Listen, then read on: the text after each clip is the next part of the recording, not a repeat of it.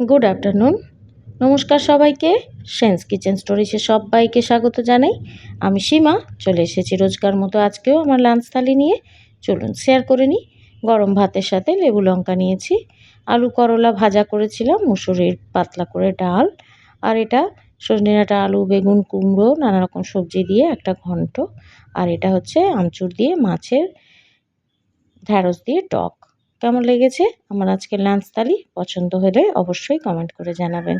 যারা ফেসবুক থেকে দেখছেন অবশ্যই ফলো করবেন, যারা ইউটিউব থেকে দেখছেন সাবস্ক্রাইব করে আমার সঙ্গে সাথে থাকবেন। সবাই সবাই খুব ভালো থাকবেন, সুস্থ থাকবেন, আনন্দে থাকবেন। বৃষ্টি হয়েছিল, ঠান্ডা ঠান্ডা ছিল, এরপর আবার বৃষ্টি বন্ধ হবে, আবার গরম।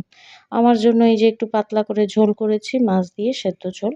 ডেলিভারির কাজও কমপ্লিট হয়ে গেছে আমার। সবাই ভালো থাকবেন, ধন্যবাদ। আজ এটুকুই, আসি তাহলে, টাটা।